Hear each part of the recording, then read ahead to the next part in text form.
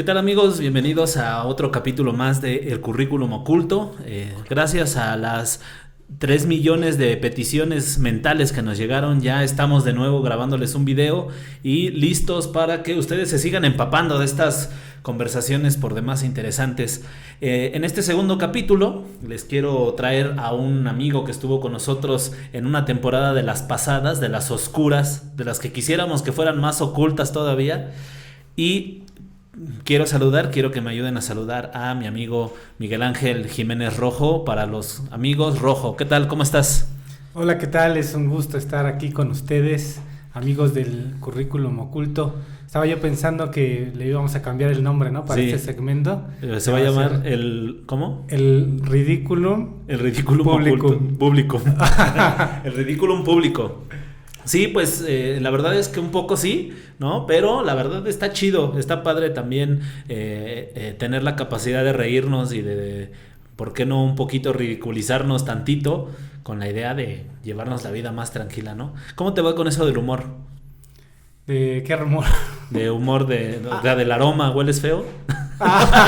No, o sea, del humor de la vida. ¿Consideras tú que el sentido del humor es apto para ti?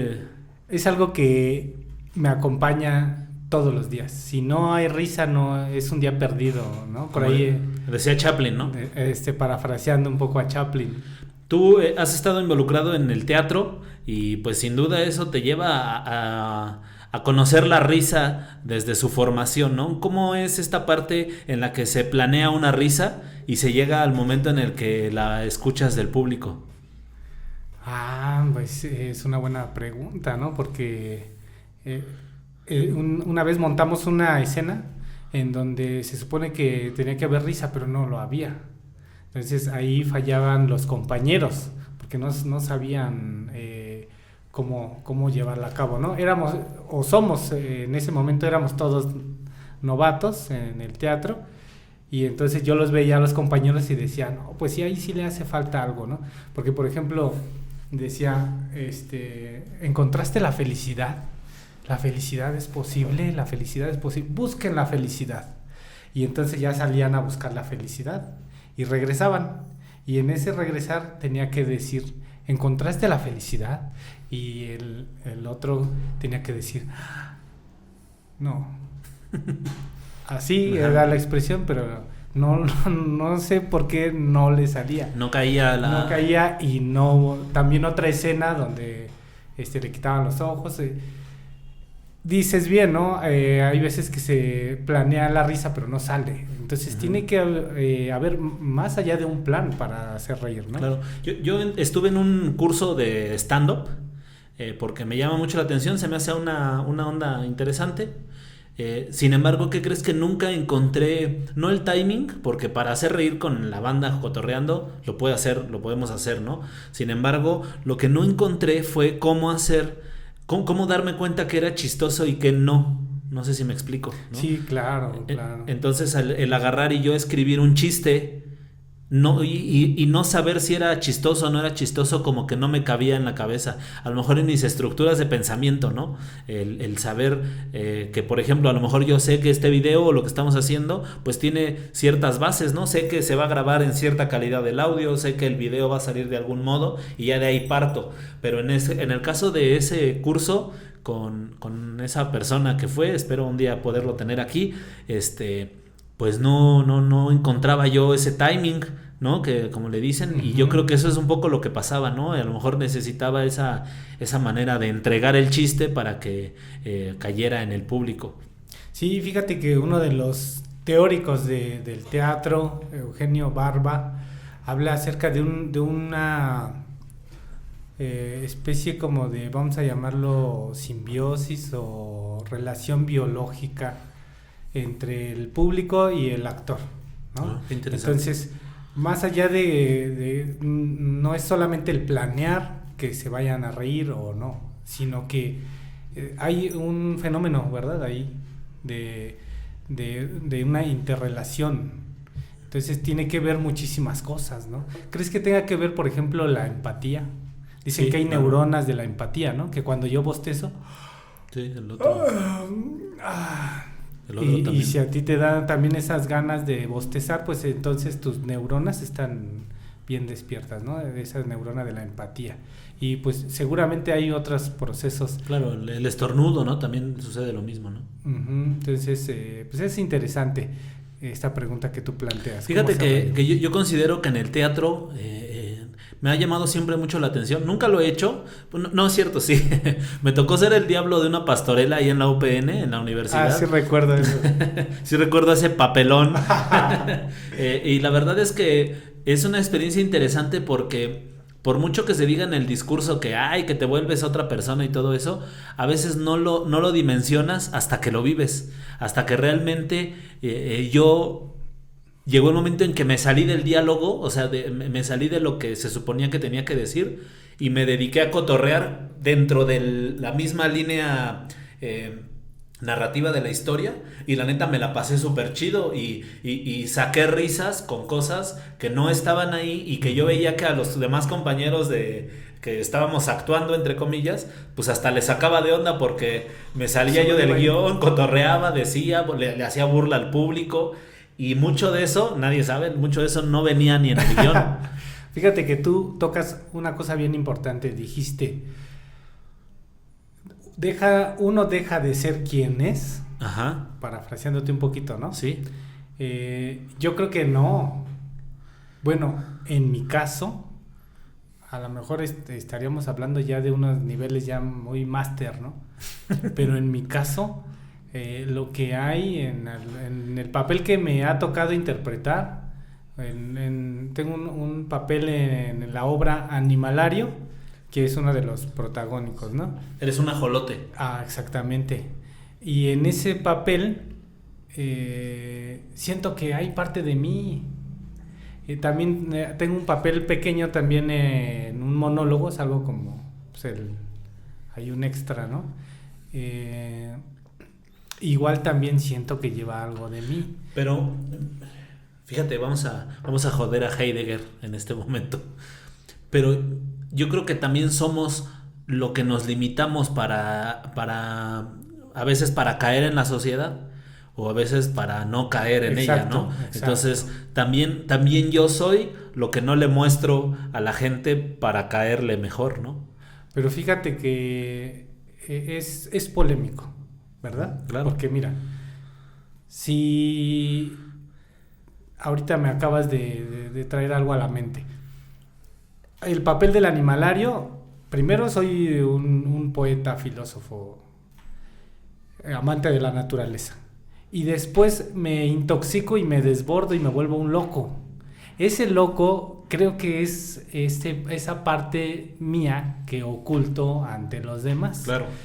Pero aparte, ahí te va la contraparte, ¿no? Que podríamos decir, yo hace rato dije, una parte de ti está ahí plasmada en el momento en que actúas. Tomando a Heidegger te diría, pues no hay esencias, ¿no? No eres, estás siendo, Uh-huh. de acuerdo a las circunstancias. No permaneces como un solo sujeto unitario, Claro. sino estás cambiando de acuerdo a las circunstancias. Entonces también somos esa parte de las circunstancias que nos definen, ¿no? Perdón, hicimos una pequeña pausa en el currículum oculto porque podemos. Nos estábamos ya profundizando, Sí, ya nos más estábamos- viajando ya en rollos filosóficos De hecho, existencialistas. De hecho, ustedes no saben, pero empezamos a hablar en latín, entonces por eso tuvimos que cortar porque esa parte no encontrábamos los subtítulos bien. Fíjate qué interesante, porque este podcast o estos videos se tratan de educación y justo este discurso del ser, esta introspección o esta duda que no se ha podido resolver en tantos miles de años, siempre está presente, ¿no? Siempre hemos transitado de cómo es que el conocimiento nos lleva a ser, entre comillas, según Heidegger, y cómo nosotros ya somos y el conocimiento nos complementa. ¿Tú qué opinas? Fíjate que no... A mí me convence la filosofía heideggeriana, ¿no? Pero también tengo ciertas dudas. O, por ejemplo, creo que una parte de nosotros se conserva, ¿no? Ujú. Una parte, a lo mejor un porcentaje, algo mínimo, pero algo de nosotros se conserva. Y a lo mejor esa parte que nosotros nos esforzamos en conservar radique en una cuestión cultural, Claro. una construcción. Porque también es lo que culturalmente te aprueban, ¿no? Así es. O sea, también eso te valida dentro de una sociedad. Imagínate nada más que tú pudieras ser quien se te ocurriera mañana, un loco, un filósofo o un aburrido o quien tú quisieras. Eso estaría de maravilla, Sí. pero desgraciadamente los roles que nos imponen pues nos hacen inhibirnos y nos hacen pues mantener una cierta conducta, y más siendo profesores. Pero en el aula, como no hay adultos, nosotros podemos hacer y deshacer, Claro. podemos convertirnos en quien sea, en quien querramos. ¿Podrías decir entonces que el hecho de la docencia, el acto de la docencia, también tiene bastante del teatro? Definitivamente. Una vez, una maestra IMOF en la UPN. Un saludo a la maestra, ojalá venga. Ojalá, en la unidad 152. Subsede en Nezahualcóyotl. No, ya no es subsede. Ya no es subsede, ya le quitaron el sub. Ya es sede. Sede Subió un escalón Así es. en el... Maestra muy profesional. Claro. De preescolar. Ella originalmente de preescolar. Incluso había ganado ya sus varias veces el premio. Decía que año con año le daban el premio a la mejor docente, porque pues era una maestra muy dedicada, cumplía con todo, y más tratándose de preescolar, ahí es más delicada la situación. O sea, ¿le daban el premio en el nivel de preescolar? Uh-huh. Ok. Y entonces estuvo dando clases ahí en UPN. Aprendí muchísimo de ella, muy, muy profesional. Y ella me dijo, cuando al final al cierre del semestre, me dijo, bueno, me felicitó realmente por mi desempeño académico. No quiero alardear, pero pues era de alto rendimiento. No quiero alardear, pero soy el mejor alumno, ¿no?, que ha tenido la UPN. No, me da mucha risa eso. Ahorita te voy a platicar por qué. Pero me dijo, considere tomar clases de actuación. Uh-huh. Y en ese momento yo dije, como, ¿por qué? Pues sí estoy guapo. Sí estoy guapo, gracias, pero quiero ser maestro, ¿no? Actor, ¿no? De Televisa. Y dice, algo elemental, dice, siempre es necesario para ser docente. Y sí me hizo ruido y me quedé pensando. En medio que comprendí la situación, ¿no? O sea, uno te cae la idea, es una idea vaga que tú tienes, pero ya te cayó y dices, no la voy a descartar. Y así sucedió, pasó el tiempo y por azares del destino, Gustavo Cortés, que fue mi maestro también ahí en UPN, pues es teatrero de corazón y actor y director de La Travesía Teatro. Y él fue el que... empecé yo por ir a todas sus obras cuando yo iba, me ponía a escribir un poema de lo que estaba viendo en ese momento. Fue así como surgió este ejercicio que le titulamos los diálogos poeteatrales. Uh-huh. Es ese diálogo poesía-teatro. ¿Todavía se pueden conseguir? ¿Están en algún lado registrados? ¿O? Pues todavía tenemos algunos ejemplares. Pero los ponías, o sea, me refiero a que primero los ponías en Facebook, ¿no? Yo veía que los escribías ahí. Ajá. Ahora están publicados aquí en esta obra que se llama Antología Poética, Palabra y Acción. Para los que no nos estén viendo, es un libro, ¿no? Que si quieren pueden ir al canal de YouTube y ahí verlo. Así es. Ahí vienen estos poemas que yo escribí y pues casualmente, ¿no? Se dieron las cosas. Lo que dijo Imhoff en un momento que buscara la poesía, pues yo no la busqué, poesía, perdón, el teatro. Ajá. Pues yo no lo busqué, ¿no? Sino que el teatro llegó a mí de una forma casual, como sucede en muchas cosas en mi vida, ¿no? Son así como casuales. De repente alguien me invita acá, después alguien más me conoce y me invita a participar y así voy como hoja al viento. Fíjate qué interesante. Yo creo, esto sería interesante saber tu opinión, ¿no? Yo creo que mi personaje del maestro Víctor es eso, es un personaje. O sea, el maestro Víctor que está en la escuela con los niños es un personaje que se ajusta un poco a lo que se requiere que sea. Porque tal vez muchas de mis opiniones no se vierten en el aula, ¿no? O sea, sí hay mucho de mi esencia, claro, obviamente, pero también hay cosas que tengo que regular o hay cosas, incluso creo que el personaje del maestro Víctor es como más desenvuelto, es mucho más seguro. Yo no soy así, o sea, les cuesta un poco de trabajo a los alumnos creerme, pero yo salgo de la escuela y soy muy callado, me da mucha pena el hablar, y en cambio ahí pues estás de acuerdo que tú tienes que ser el que ponga la dinámica, ¿no? Y entras y propones y hablas y bromeas y juegas, ¿no? Entonces yo en ese sentido sí me he dado mucha cuenta de eso, o sea, de cómo se me prende el switch cuando íbamos al aula, cómo se me prendía el switch a las 8 de la mañana que entrábamos, y ya todo jovialidad, ¿no? Todo cotorreo. Y se me acababa a las 4, ¿no? Que terminaba nuestra jornada y era otra persona. Entonces concluye mucho con lo que decías, ¿no? De que somos según las circunstancias. Vamos a hacer una simbiosis entre Eugenio Barba y Heidegger, ¿no?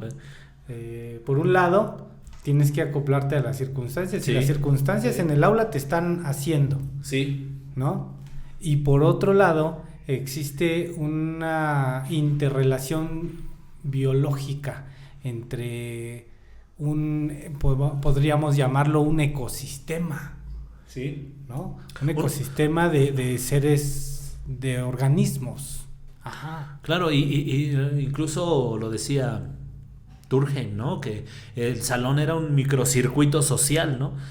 Un microuniverso social, ¿no? Entonces, en ese momento la sociedad, lo que le decimos sociedad como el ente mayoritario en el país, en el mundo, se reduce a un grupo de 15 personas o de 30 personas, ¿no? Es interesante cómo entonces se van formando las opiniones, ahí se van fundamentando y se van fundando las opiniones casi hasta políticas de los niños, ¿no? Porque escuchan al maestro, porque escuchan a los adultos. Pero el padre de familia, pienso yo, espero me ayudes o me contradigas, el padre de familia tiene la ventaja de que los tiene en casa, ¿no? Pero en casa los niños están permeados por la tele, por el internet, por el padre, el abuelo, el tío, ¿no? En cambio el maestro pareciera que al alumno lo insertan en una burbuja y entonces en el maestro, en la opinión del maestro, no juegan tantos factores, sino que es un... yo pensaría tal vez que es una opinión no más validada, pero sí más escuchada. La verdad no entendí nada de lo que dijiste.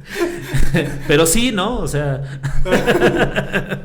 o sea que a ver otra vez. O sea que el alumno se puede distraer más en casa por tantas influencias, por tantos que tiene. A ver, en cambio en el aula nada más está la opinión del maestro y el alumno la escucha y es más fácil que se le quede la del maestro a veces que la del papá. Ok. Ya, perdón, qué descuido. No entendía. Mira, ¿has escuchado esa canción de Cuando nadie me ve puedo ser y no ser? Sí. Pues cuando nadie ve al niño, el niño es él mismo, ¿no? No está la presencia del adulto que lo regaña, lo reprime. Lo mismo pasa con el docente. Cuando nadie me ve, puedo hacer el ridículo. Quiero hacer el ridículo. ¿Nunca has dicho eso? Sí. Nunca has dicho, quiero hacer el ridículo. Y lo voy a hacer de tal manera que sea el ridículo más grande de mi vida. Un ridículo bien hecho. ¿Cómo entras en esa zona?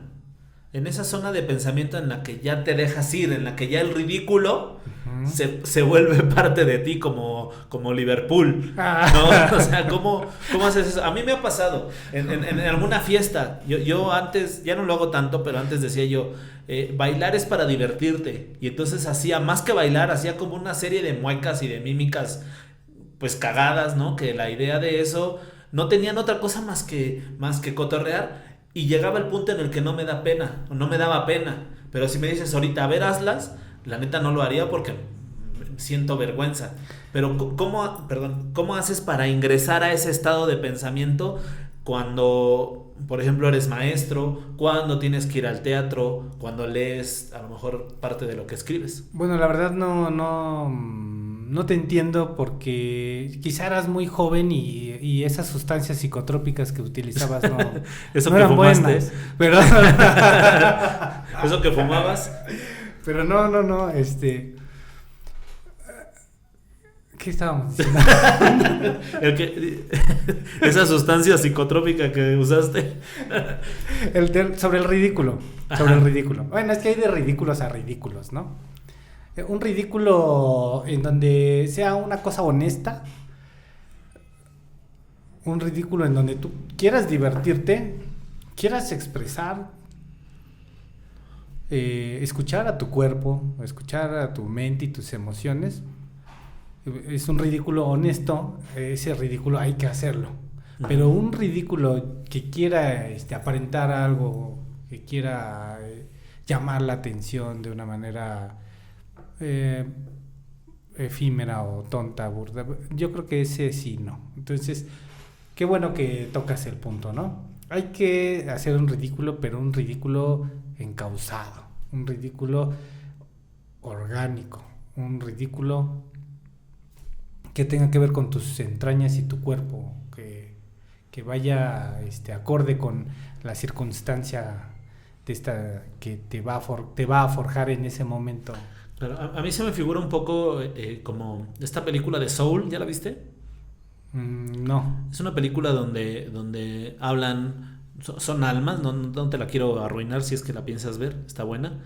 Pero en una parte hablan de una zona en la que el hombre está en contacto con su espiritualidad y le dicen la zona, ¿no? Que es el momento en el que no estás pensando, pero estás fluyendo. Entonces ahí puedes hacer algo que te apasione, pero también puedes entrar en esa zona simplemente olvidando esas barreras, no sé si sean morales o sean sociales que no te permiten bailar y hacerle como chango, ¿no? Si es que Bien, lo acabas de decir muy bien, exacto, un ridículo que sea honesto y que precisamente anule estas barreras que son negativas, la verdad, muchas veces, ¿no? O sea, ¿por qué quieres aparentar algo que no eres y que la sociedad te quiere imponer? Mira, por eso es importante la poesía. Claro. En el caso de la poesía y de la expresión en general. Exacto, tú lo has dicho. Ajá. bien. De la poesía y de la expresión antes de vamos que... a decir de la expresión en su máximo esplendor, pero sobre todo del arte. Sobre todo del arte, ándale, me gusta más esa parte, porque ya hemos hablado del teatro, ahorita vamos a hablar en un momentito más de la poesía, pero antes de llegarle ya de lleno a esa parte poética que tiene que estar en esta conversación, para los que no te conozcan, ahorita les van a saber por qué. ¿Cómo es entonces que tú crees, desde tu punto de vista, que la expresión va volviéndose más honesta? Ya que sobre todo cuando somos jóvenes, como que siempre queremos formar parte o de un grupo o queremos acceder a cierto estatus, ¿no? Y entonces nuestra expresión, por más que busquemos que sea honesta, a veces no lo es. Y no quiero decir que sea malo, ¿eh? O sea, es natural, es normal en la formación de una persona querer pertenecer a un grupo. Pero ¿cómo podemos entonces volvernos cada vez más honestos? Bien. Es complejo, ¿no? Tú lo acabas de decir. ¿Cómo ser honesto? Más bien, ¿qué entendemos por honestidad? podríamos hacer un acercamiento, pues ser honesto es hacerle caso a tus emociones. Cuando estas son... primero, no pretenden hacerle daño al otro. Segundo, surgen a partir de una necesidad De expresión. de expresión. Ahí ya podríamos decir que vamos bien encaminados, ¿no? Y pues finalmente no puedes escapar a la sociedad. No puedes decir que tú te estás hecho por ti mismo, porque pues, para empezar el lenguaje te fue dado. Sí. Entonces, lo importante es qué vas a hacer con ese lenguaje. ¿Vas a reproducir lo que escuchas? Sí, ¿en qué medida? ¿O no? ¿En qué porcentaje? Porque no puedes escapar. No hay salida. Entonces, ¿se puede ser honesto? Sí, yo creo que sí se puede ser honesto. En cierta medida. Fíjate que esto es bien importante, es como para escribir, ¿no? Un ensayo, una narrativa, un poema acerca de ¿puedo ser honesto conmigo mismo y en qué medida? ¿No? Bueno, este fenómeno que tú dices de querer pertenecer a un grupo, bueno, esa es otra situación, ¿no? Cosas que te forjaron. Por ejemplo, yo de joven era grafitero, Ajá. ¿no? Pero como grafitero, pues tenías que vestirte como esta moda de los skatos o el skate, que son los que andaban en patineta y todo. Pero dije, bueno, a mí no me interesa andar en patineta. Pero pues para pertenecer al grupo, pues tenías que vestirte con pantalones guangos, unos tenis, para patineta, aunque no usaras la patineta, y salirte a grafitear en las noches. Esa es la necesidad de pertenecer a uno, pero no es una necesidad de vacía, o puede que sí lo sea. Entonces ahí viene el granito, la pizca de honestidad. Cuando no eres honesto, yo tenía un amigo que primero era cholo y se vestía como cholo, Sí, sí. y ya el siguiente mes ya era escato, y luego ya era darketo y se pintaba las uñas y entonces él cambiaba de moda. Ahí no hay, ahí hay cero honestidad. Bueno, el amigo no sabía ni qué onda consigo mismo, estaba en una búsqueda, estaba perdido totalmente. Claro. Y pues su núcleo familiar seguramente no había nada que le motivara, que le orientara o que pudiera, que existiera un llamamiento a externar su ser, ¿no? ¿Lo frecuentas ahora? No, ya no. ¿No sabes, sí no sabes en qué moda se quedó? Ya ya no tiene moda, ¿no? Ya es un señor ya como nosotros, hecho y derecho. Fíjate qué interesante. Yo incluso apoyo esa búsqueda. No por la parte de aparentar, pero esa parte en la que a mí también me forjó la música que escuchaba mi mamá en la casa cuando hacía el quehacer, ¿no? O sea, me llegaste a contar cuando la canción esta de desde que tú me engañaste tengo el corazón. Entonces eso también formó la parte que ahora tengo musical o el criterio, mejor dicho, el criterio que ahora me lleva a decir que me gusta y que no me gusta. Y el haber pasado por esa búsqueda de a lo mejor en ese momento vana, ¿no? Pues ya me hace ver el día de hoy que pues a lo mejor la playera negra me late porque la usé cuando era darketo, ¿no? Pero pues los pantalones estos de cholo no está tan chido y a lo mejor lo que me funciona más es el de escato y a lo mejor de ese modo también vas construyendo, tomando pedazos de aquí y de allá hasta que construyes tu personalidad o tu identidad. Sí, me acordé de esa Sonia López. Mi mamá sí la escuchaba. Sí, claro, de la Sonora Santanera. Es que ese era de ley. ¿no? Claro. Yo escuché una frase, y creo que ya te la he compartido, que ahora me representa, que dice, nunca olvidaré, ¿cómo era? Nunca olvidaré cuántas cumbias dejé de bailar por andarme haciendo el rojillo, ¿no? Y es cierto, o sea, la neta es que una parte de mí, pues sí, también está chida las rancheras, ¿no? Y también están chidas las cumbias, y también está chido todo. O sea, y tú sabes que, por ejemplo, yo vengo de la trova, me late, la trova es lo que más me gusta, pero pues escucharte una de José Alfredo. No, es que José Alfredo también es la base del rock nacional. Claro, o sea... pregúntale a Bunbury, ¿no? El escucharte a Vicente, el escucharte al grupo Pesado. Hay cosas que no me laten tanto, como, vamos a entrar a esa parte, como también en la trova hay cosas que no me laten tanto. O sea, hay cosas que sí, digo, sí, claro. voy con esto, pero también hay cosas Claro. que no. Y eso es un ejercicio de autocrítica. ¿Por qué me tiene que gustar todo nada más por ser fan? ¿No? Y a veces en la sociedad y a veces los maestros no tenemos esa autocrítica. Hace ratito que veníamos platicando, decíamos un poquito de eso, ¿no? No vamos a develar todo lo que platicábamos, pero sí No, por favor. por nuestra estabilidad, pero sí en el sentido de que a veces dentro del magisterio a veces permea esta parte de la cultura del mismo esfuerzo, y eso pues a veces no está tan chido. ¿Tú cómo ves? Desde luego, sí. No dejes que me hunda yo solo. No. ¿Qué crees que...? Yo recuerdo mucho, por ejemplo, un documental que vi en donde en Japón cae la bomba nuclear, y entonces en el documental dicen, la gente se paraba a las 4 de la mañana a trabajar, no había sueldo, lo único que había era comida, pero sí había una causa, y era levantar a la nación. Claro. Y entonces ahí había un trabajo colectivo en donde no decías, ¿cuánto me vas a pagar? ¿Cuánto voy a ganar? ¿Por qué lo voy a hacer? ¿Por qué yo? ¿Y él por qué no?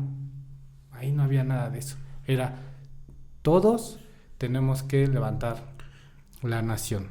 En una visión colectiva. En una visión colectiva, exactamente.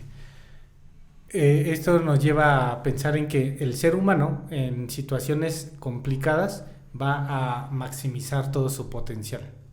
Y no solamente el ser humano en lo individual, sino en lo colectivo. Y hay también una tesis que dice que transgiversaron los estudios darwinianos y dijeron que era la selección del más apto, el que dice la tesis que en realidad Darwin lo que dijo es que el trabajo colaborativo era muy importante, ¿no? Por ejemplo, las hormigas, Sí. ¿no? Y que ahí no hay la del más apto, la del mejor postor o la del más fuerte. Uh-huh. Entonces, bueno, todo esto ¿a qué va? Si tú tienes una nación devastada, primero por España, luego por Estados Unidos, Francia. o sea, una nación que siempre fue pisoteada. Nos liberamos entre comillas, nos liberamos de los españoles, entre comillas, porque son dueños de muchas empresas en México. Y bancos. Y bancos. Entonces, entre comillas, te liberas de los españoles. Llega Porfirio Díaz y vienen los terratenientes y entonces utilizan otra vez al mexicano como esclavo, ¿no? Se acaba el porfiriato, llega la revolución y se hace un relajo hasta, dicen los expertos, que hasta la presencia del general Lázaro Cárdenas es cuando se pueden concretar todos los ideales revolucionarios. Pero Cárdenas llega en 1934. Estabas en lo de el general Cárdenas. Sí, así es, el general Lázaro Cárdenas logra concretar todos los ideales revolucionarios 1934 a 1940. Terminando el periodo de Lázaro Cárdenas, Estados Unidos hace de las suyas, el gobierno de México se vende y pone a sus pies y pone a los pies de la iglesia otra vez. Vuelve a pactar con la iglesia y y pacta con Estados Unidos para que vuelva a haber otra vez este robo, este ultraje totalmente descarado del país. Entonces México ha sido una nación devastada años con años, ¿no? Entonces, ¿a qué voy con todo esto de la pregunta? Pues con todo esto que tenemos, que es una nación devastada que quiere salir adelante y que no ha podido por la corrupción, por los vendepatrias, por los traicioneros, como los que encabezaron la reforma energética, que es PRI, PAN y PRD. Y todavía que tú te pongas tus moños y que digas, no, es que yo soy maestro de 8 a 1 y ya se acabó mi tiempo. Y soy maestro de 8 a 1 y de 8 por 6, porque eso es lo que mide mi aula, 8 metros, 8 por 6. Entonces yo soy maestro de 8 a 1 y de 8 por 6, y ahí nos vemos. ¿Por qué? Porque nadie me va a pagar más y no me lo van a agradecer. Fíjate nada más qué pensamiento tan nefasto. Imagínate que eso hubieran pensado los japoneses, nunca hubiesen sido la potencia que hoy son. Claro. ¿Y por qué crees que México, estando en la devastación que está, porque estamos en una devastación? Sigue. Así es, estamos en una devastación desde los españoles, devastación en todos los sentidos. Claro. Cultural, mental, ecológica, económica. Estamos en una devastación en todo. Pero ¿por qué? ¿No te has puesto a pensar por qué no actuamos? Si yo hace rato te dije que el ser humano actúa en una situación de conflicto, una situación de peligro, expone al máximo sus habilidades. ¿Por qué no hemos actuado los mexicanos? ¿Sabes por qué? ¿Te has preguntado por qué? Yo tengo una respuesta. Quiero escuchar la tuya.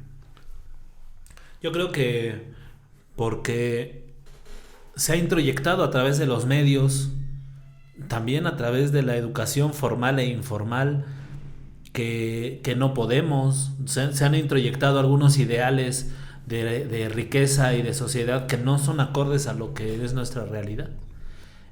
Claudio Naranjo, que fue mucha influencia para mí en mi tesis, decía eso, comparaba el desarrollo de las naciones con el de una persona, ¿no? Entonces decía que nuestra sociedad latinoamericana en general estaba en pañales, ¿no? Entonces apenas estaban formando como su identidad, su forma de vivir y de ver el mundo, pero tenían que competir contra las líneas sajonas, por ejemplo, que tienen miles de años de antigüedad. Entonces decía, si tal vez Latinoamérica se comparara con la Europa de la Edad Media, más o menos estarían en esas condiciones, pero no con la Europa actual o no con el Asia actual, ¿no? También, como decías tú, los japoneses han mantenido un linaje y un desarrollo desde hace miles de años, y nosotros tenemos 200 años apenas. Entonces yo siento que un poco va por ahí. Sin embargo, pues habría que ver diferentes pensamientos, ¿no? Como el tuyo. ¿Tú qué piensas? Claro, yo la verdad no coincido con Claudio Naranjo. Ajá. Porque yo me voy a basar en dos libros: El México Profundo. Ajá. Y Las Venas Abiertas de América Latina. Okay.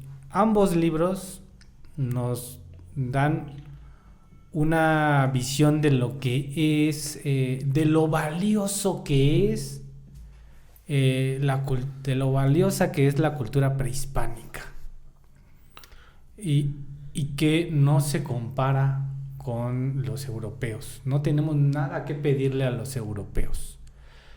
Entonces no tenemos ni por qué compararnos con ninguna de sus fases ni de ninguna de sus épocas. Ahí también coincido con Enrique Dussel y con toda esta línea de pensadores libertadores que buscan una identidad, que forjar una identidad de América Latina. El término contaminación se empieza a utilizar en época de la colonia. Anterior a esa época no existía la contaminación. Era el ser humano en una correlación armónica con la naturaleza. Llegan los españoles y empieza este problema de contaminación. Incluso el agua, que era un elemento sagrado, se convierte en el enemigo, en la enemiga de la civilización. Recordemos este gran lago de Texcoco que inundó su centro histórico, lo que es hoy el centro histórico, y que lo mandaron a desecar. ¿Por qué? Porque había arruinado su construcción. Fíjate nada más qué pensamiento tan nefasto y tan ridículo. Ahora tú puedes ir a provincia y seguramente has visto ríos de agua limpia y gente que dirige su drenaje al río. Eso es algo repudiable, nefasto, y es un llamado al gobierno y a la gente a que cese esa situación. Pero sabes, también tiene que ver con la tecnología, ¿no? O sea, la contaminación, si lo tuviéramos que poner en términos actuales, pues tal vez la contaminación, la basura que generaban los aztecas era orgánica toda, ¿no? Porque toda provenía de la naturaleza. Definitivamente. ¿No? Qué bueno que tocas este tema. Apenas salió hace yo creo que un mes, una nota importante en varios periódicos internacionales en donde denuncian un problema grave, y este es que para construir energías limpias, la energía eólica, que son con unas grandes aspas, con unas grandes aspas, esas aspas se construyen con madera de un árbol en especial, no recuerdo ahorita, balso, algo así, balso, me parece que se le llama a ese árbol, y ese árbol está en lo que es la selva del sur de América. Y entonces estos periódicos denuncian la grave devastación forestal, la depredación para construir estas aspas, en nombre del medio ambiente. Ese es más bien una hipocresía. Pero también hay estudios que dicen que el reciclaje tampoco funciona. O sea, las plantas que hacen reciclaje también contaminan mucho más, o contaminan lo mismo que aquellas plantas que generan, vamos a pensar, botellas. Estaba yo buscando un ejemplo, botellas, ¿no? El PET, que se junta, ¿no? Y se manda y se recicla, ¿no? Estas máquinas, esta maquinaria que lo recicla, también contamina. Eso me lleva a otro libro, que es Zygmunt Bauman, Vidas líquidas. Y con Zygmunt Bauman yo voy a voy a unir Venas Abiertas y voy a unir el México Profundo con Zygmunt Bauman. Fíjate, Zygmunt Bauman dice que en este libro de Vidas líquidas es que el ser humano está atrapado en una necesidad por satisfacer sus deseos, sus placeres. Y en esta necesidad de satisfacción banal de los placeres al máximo, se relegan los valores, se relegan los principios, se relegan las raíces, se niega su historia, su pasado, su familia, todo. Un ejemplo, bueno, yo pues soy ateo, pero un ejemplo que nos da Zygmunt Bauman dice: ¿para qué me espero a llegar al paraíso, donde voy a tener una vida eterna y de placer, si la puedo obtener aquí. La vida eterna no sé si existe o no. Lo que sí sé es que estoy aquí y que puedo echar rienda suelta a todos mis placeres. Pero eso no tiene que ver con el hedonismo. Sí, pero ahí te va. Ok.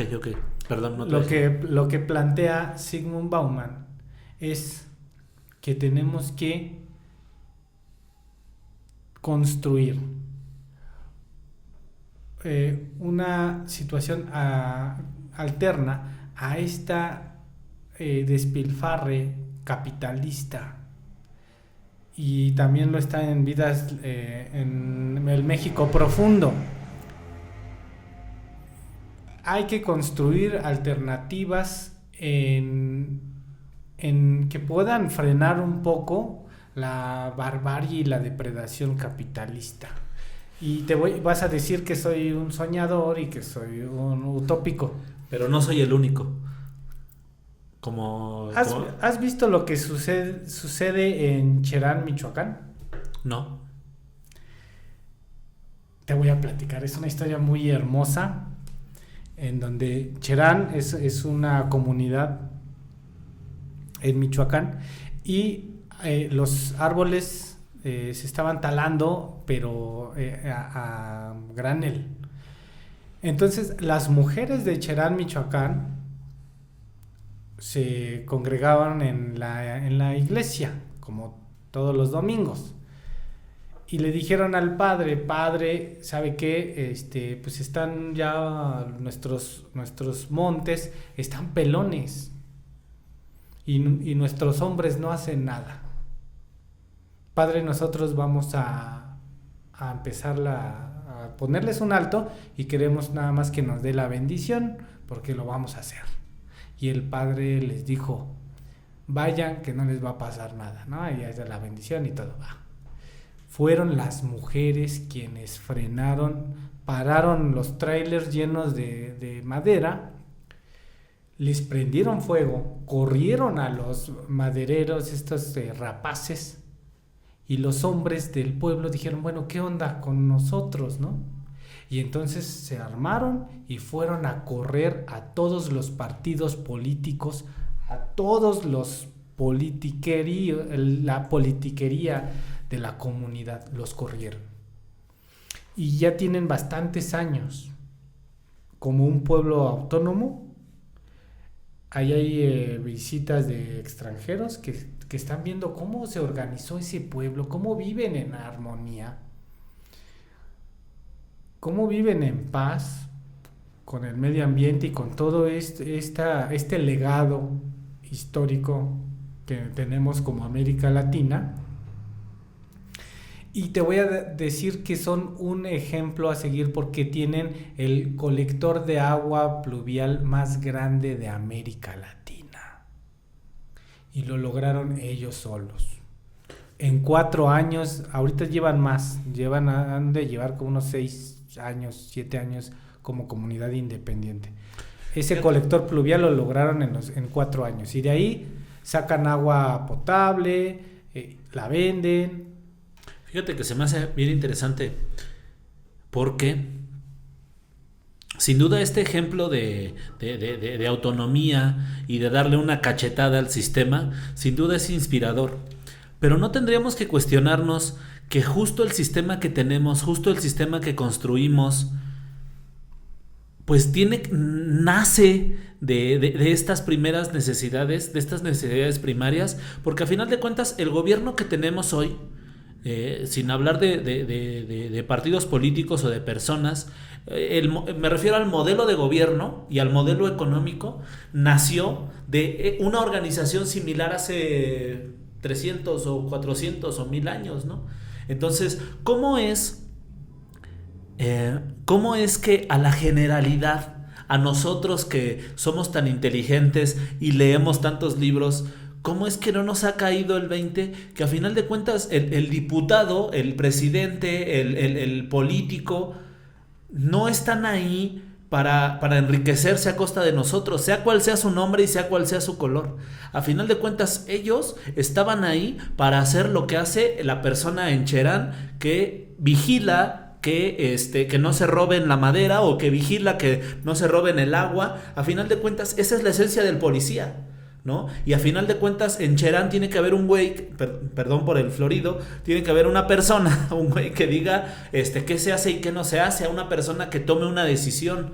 Y a final de cuentas, la comunidad tiene que evaluar, a final de cuentas, la acción de esta persona. Y no quiero decir entrar en si este gobierno que ahora polariza es bueno o malo, pero sí, ¿por qué no hemos puesto bajo ese mismo crisol a los anteriores y a los nuevos, ¿no?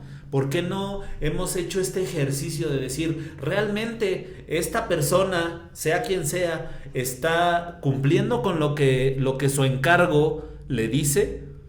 O llega el momento en que los desasociamos de nuestro entorno, y entonces el güey que llega a ser diputado, pues se olvida de la colonia, que a final de cuentas fue una colonia pequeñita la que votó por él, ¿no? Uh-huh. Y entonces se olvida, y él va entonces en una carrera política en la que pues ya no cumple con la función que se le encomendó de inicio. Sí, fíjate que tocas un punto muy importante.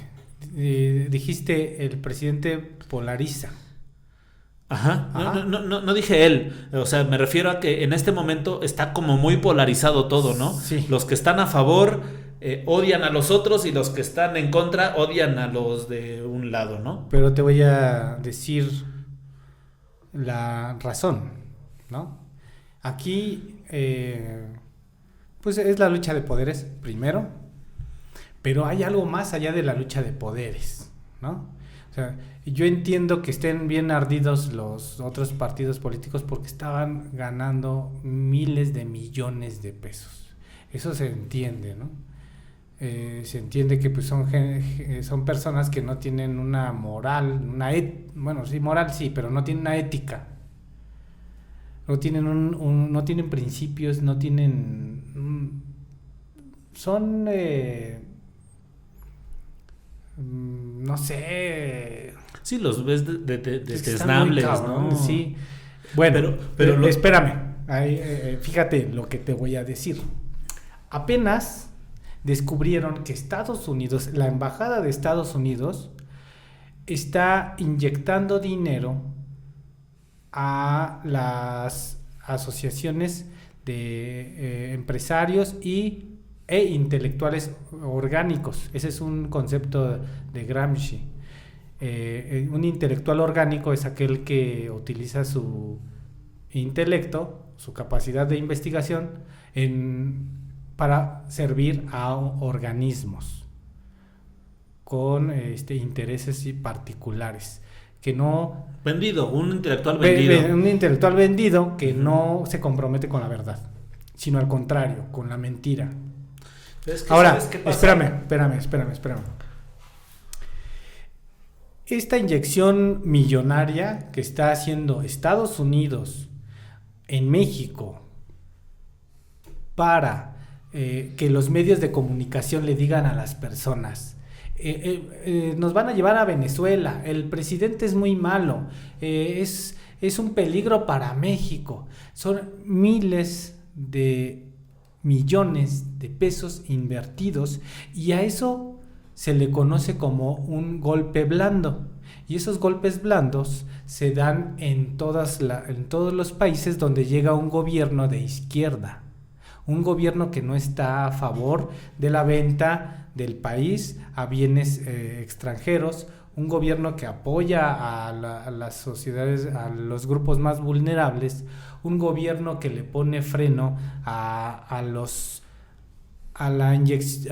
rescate de la banca privada, un gobierno que exige el pago de impuestos a las empresas extranjeras que vienen aquí y explotan los recursos naturales. Ese es un gobierno de izquierda.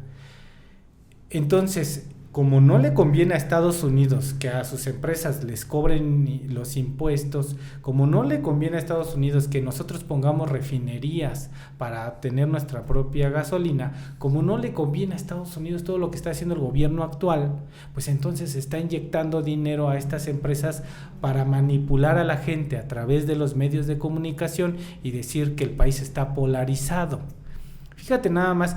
Está polarizado, debería estar polarizado nada más por estos vendepatrias que quieren seguir aprovechándose de la riqueza nacional, pero no así con la sociedad. Sin embargo, ya también la sociedad está en contra del presidente, y yo le platicaba a una amiga mía ya de tener como unos 60 años, y yo le preguntaba, oye, ¿por qué odias a Andrés Manuel López Obrador?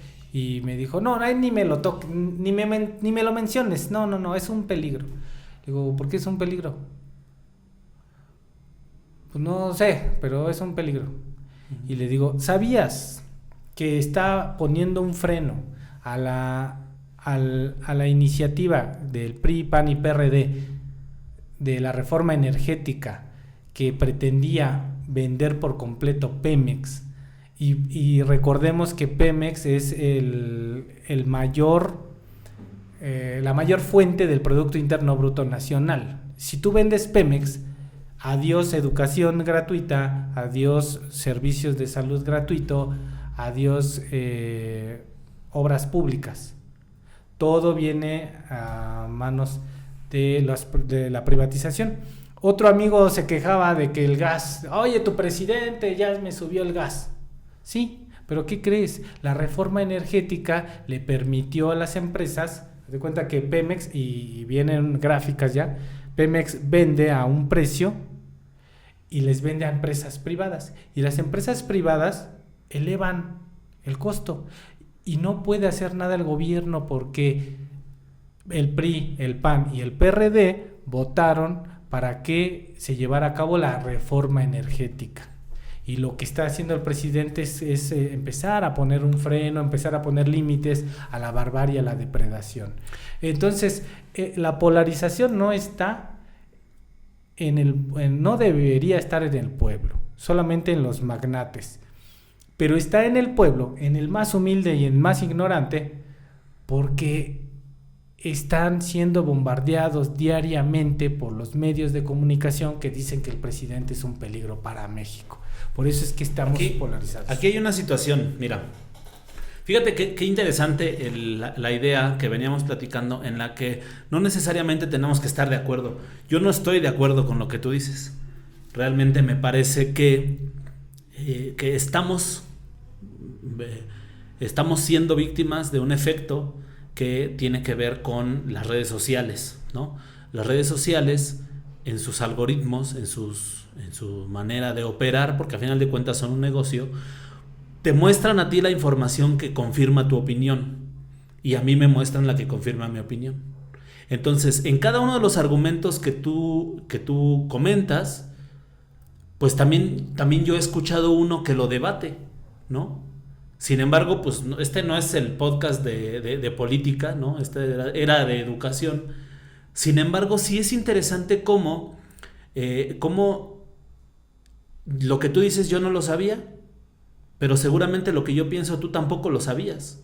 ¿Por qué? Pues porque a final de cuentas, como dices tú, los medios confirman una idea, pero también hay otros medios que confirman la otra. Entonces la polarización, en efecto, no la provoca el presidente. La polarización la provocamos nosotros.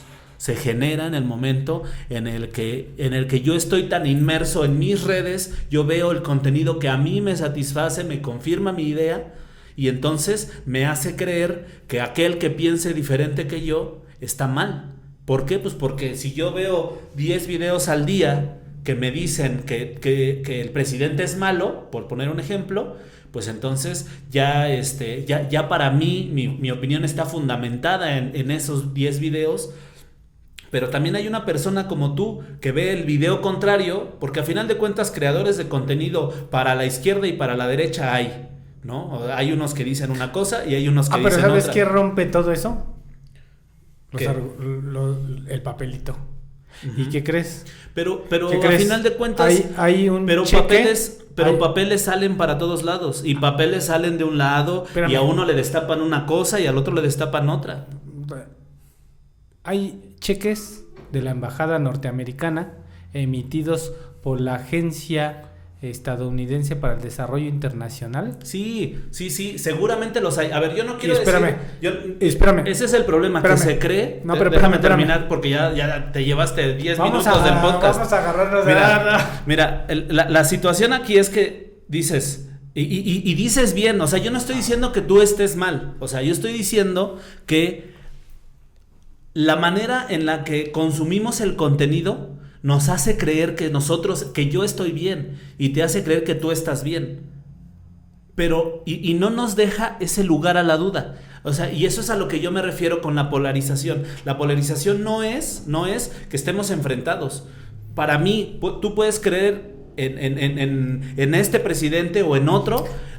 A mí no me importa porque tú sigues siendo mi amigo, no pasa nada. Y qué bueno que pensemos diferente porque la discusión se pone buena, ¿no? Entonces no pasa nada. El problema es que creamos que porque tú no piensas igual que yo, entonces estás mal.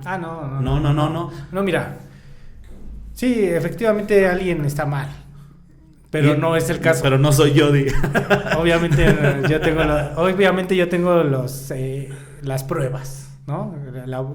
Digo que la burra es parda porque tengo los pelos. Aquí en el video van a aparecer las fotos de los cheques que dice Miguel para ponerlos y que estén las pruebas. No, ya está a nivel nacional, ya a cadena nacional.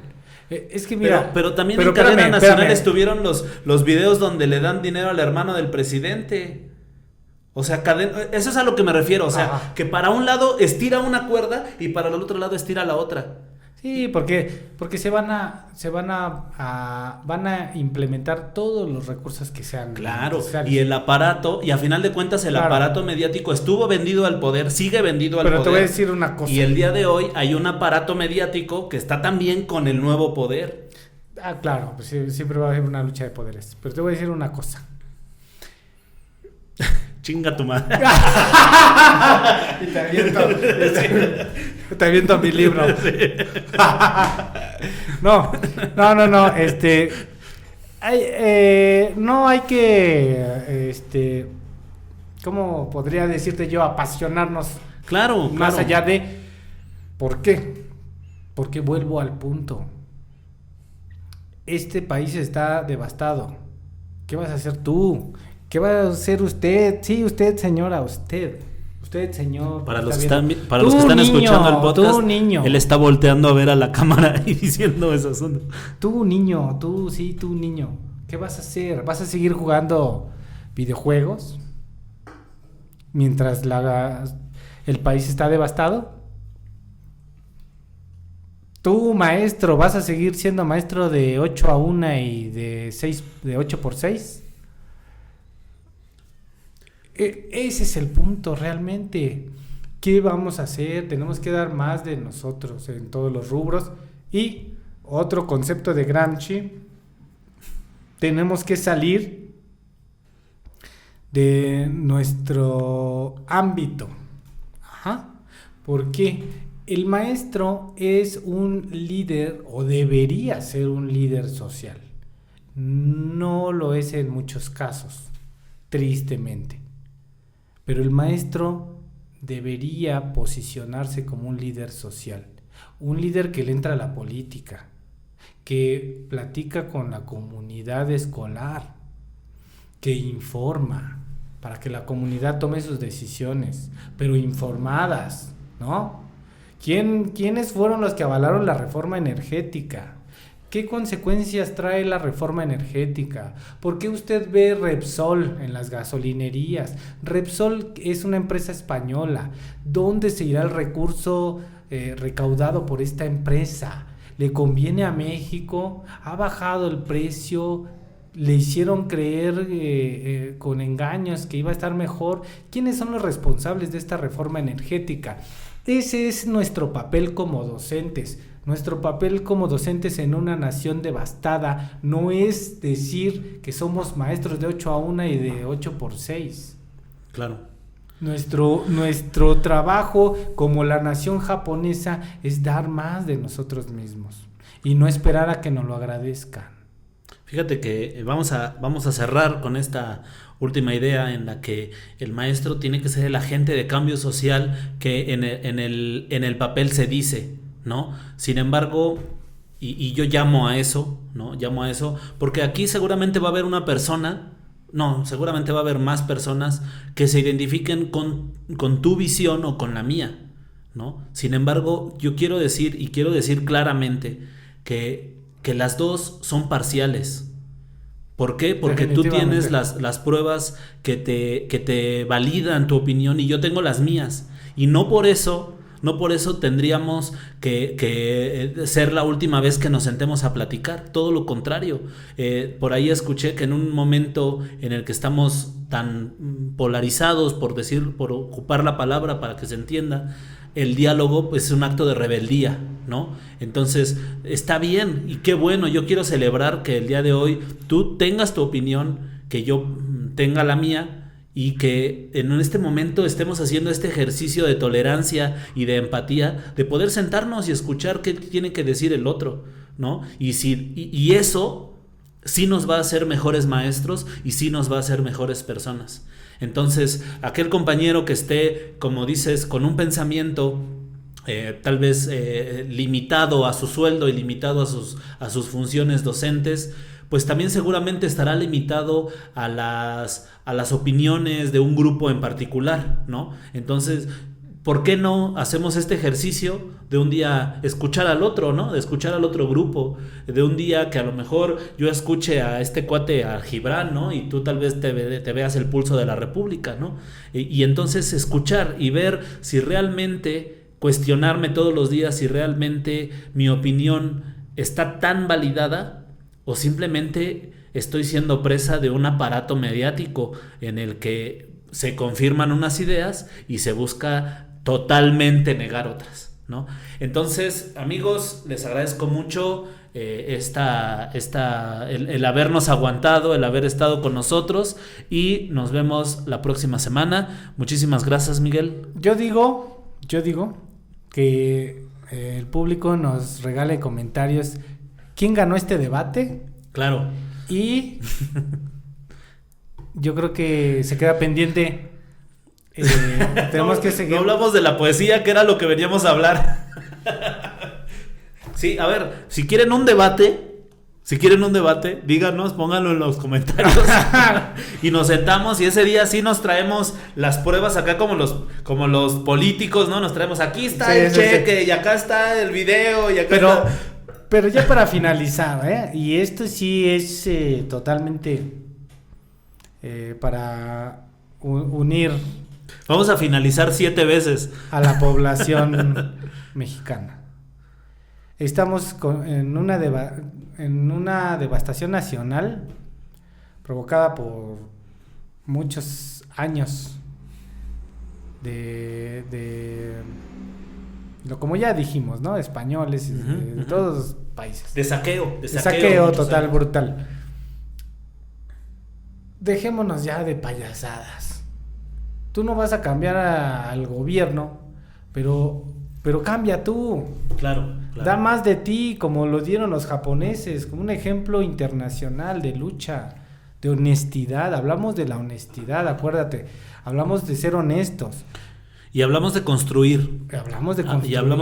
Y yo creo en eso nos vamos a dar la mano, amigo, en el que ningún político, ponle el nombre que quieras, nos va a solucionar la vida. No. Lo tenemos que hacer tú y yo todos los días. Olvídate. Y así como te levantas hoy, como te conozco, con el espíritu y con el ansia, te levantabas hace 3 años y te levantarás en 15. Así es. Buscando siempre mejorar y buscando ser mejores.